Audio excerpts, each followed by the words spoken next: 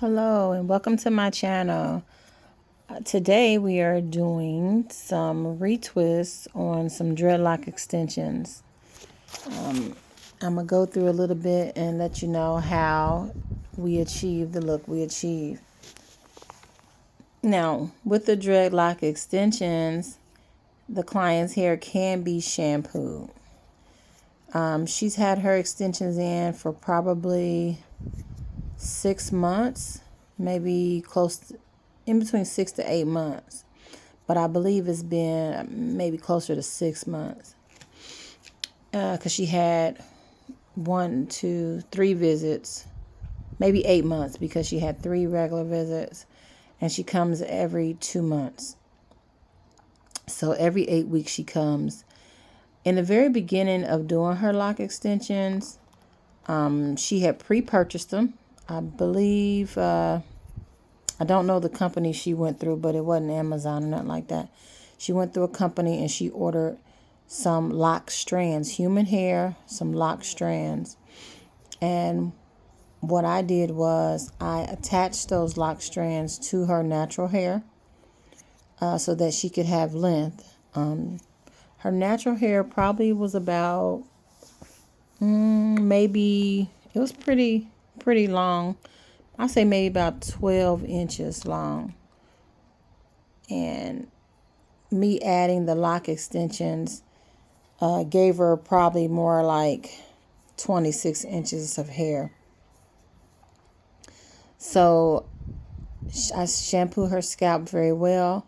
I even shampoo the lock extensions because those get dirty also. The first 2 months, well, actually, she didn't come in 2 months because when I first put in lock extensions, I always recommend my clients to come back every 2 weeks in the very beginning.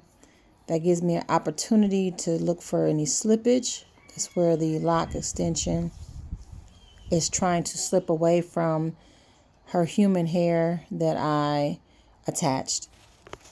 And I can see the problem early and I can fix it early so that the hair doesn't have. Now, she hasn't had that problem. She did like 3 every 2 week visits when she first got her hair done. And like I said, it kept me abreast of what's happening with her hair. I could see if there was any slippage. Only thing I noticed was that the strands that she purchased was a little thicker than the section she wanted. So she wanted a total of 100 locks. And they came in bundles, but when I counted them out, there was only 90. So she has a total of 90 locks, and the sections I used for her 90 locks was more like a box braid sectioning. It wasn't freestyle. So, and the hair had like a little pointed tip, like little loose pointed tip at the end. Well, after about 8 months, of course, the hair is a lot longer. And with that weight of the hair, especially around her hairline, I told her that I would suggest that we slowly trim that weight off so that eventually she'll no longer have a human hair lock extension. All her locks will be her hair as we trim out the extension hair. So this is me taking a look at where her length is. As you can see how long it is. She has about 6 months worth of new growth with her natural hair. So here y'all see the little pointed tips, and here I am just keeping it past her shoulders. But as you can see, when I cut that hair, you see how blunt that is. It's blunt like that because that's the hair she purchased. It had a little tiny like pointed tip. Some of them still will because it was layered. By the time I finished up her hair, it was a little layered. But the bottom there's no need for me to layer it. Not at all. But it will be blunt. Now, I'm sure y'all probably want to ask, will the hair unravel once I cut it, the extension hair? Will it unravel? The answer is slightly. Very slightly, like not noticeable slightly. Like it's not going to unravel and, be just a bunch of just loose hair everywhere. Once I got, now y'all see this one strand right here. She had some slippage in this one. Now she hasn't had slippage since the very beginning, but one toward the front, and I truly believe it's because her edge line is thinner and the weight of the hair extension is heavy.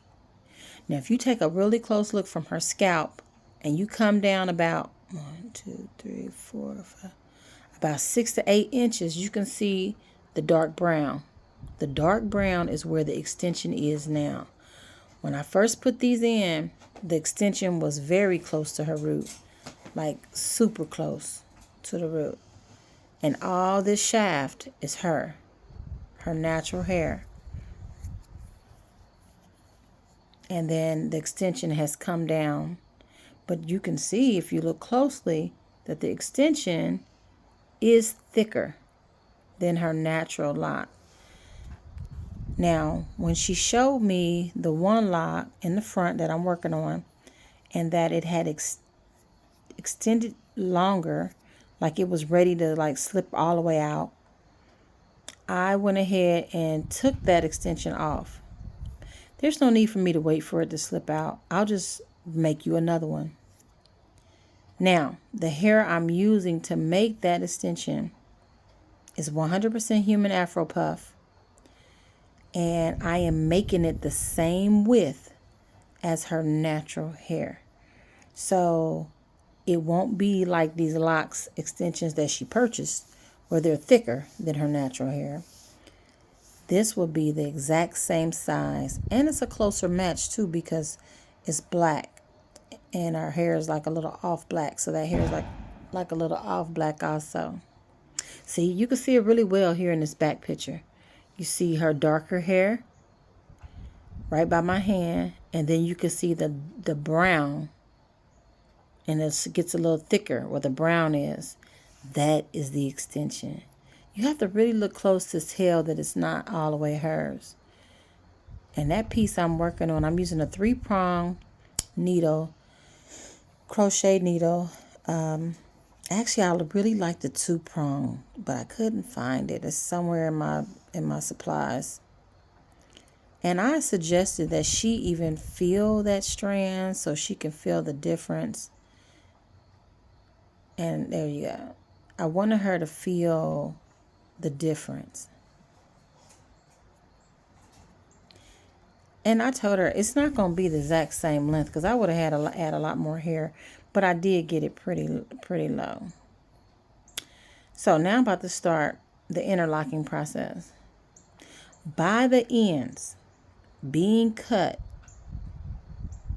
and being blunt like that, it is a little harder to push it through the needle. So I use my other tool. This tool that I just showed you is a tool I made myself to give me what I need. And all I did, I took a paper clip and I folded it and I twisted it and I made it the size that I needed it.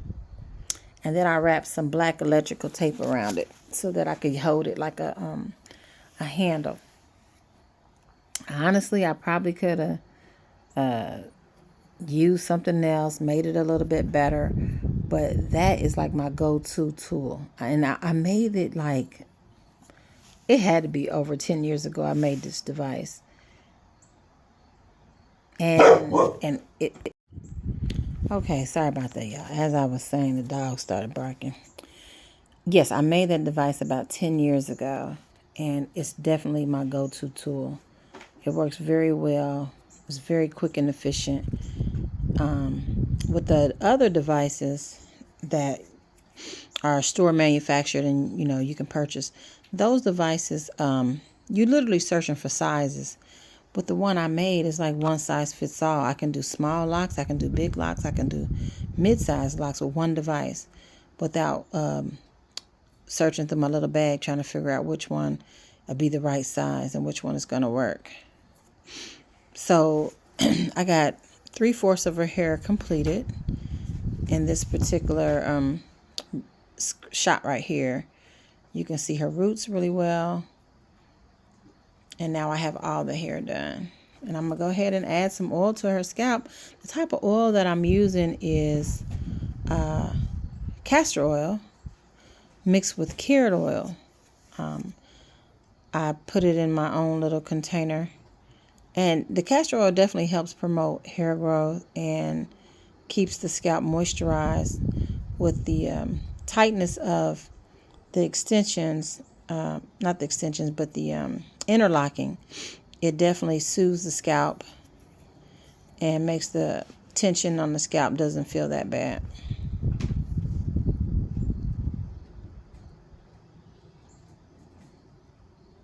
And that's just me wiping off the excess oil. And she wanted the front pulled up some type of way. She likes to keep the hair off her face. So I decided to give her a 3 barrel twist toward the front.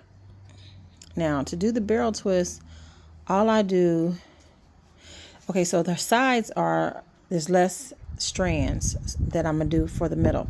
So on the sides, I actually wrap it around twice, each strand twice. You'll see me go 1, 2, 1, 2, until I get to the point where I'm at now, where I'm about to add a rubber band to it.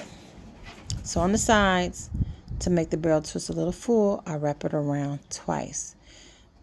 So you have your middle section, then you have your outer strands that you're grabbing, and you're wrapping around your middle section, and I'm wrapping those around 2 times for the sides. In the front, because it's a lot more strands, I don't want it super thick, so I just wrap it around once in the front.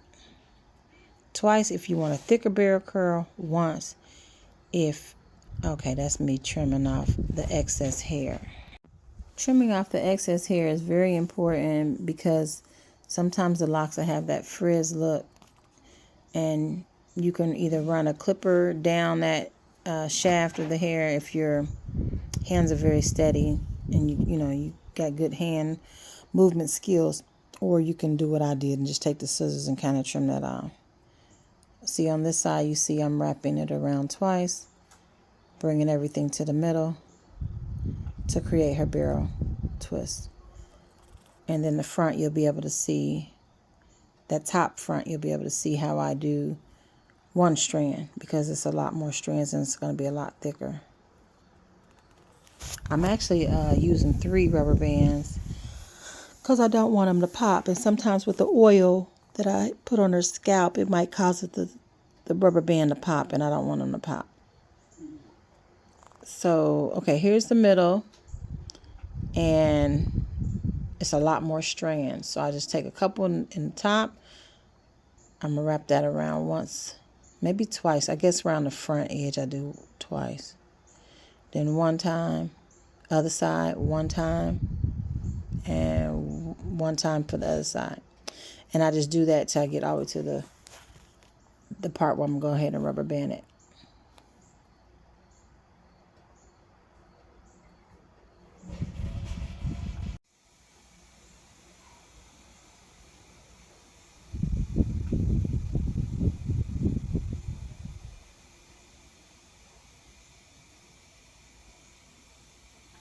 One time to the left, 1 time to the right. And now that barrel twist is completed. And I'm going to go ahead and do the 3 rubber bands and rubber band it right there.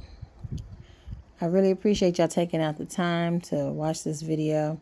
If you have any questions about how I achieved this whole process in her style and her extensions and interlocking, just hit me up down below. I'll be able to share more information with you that way.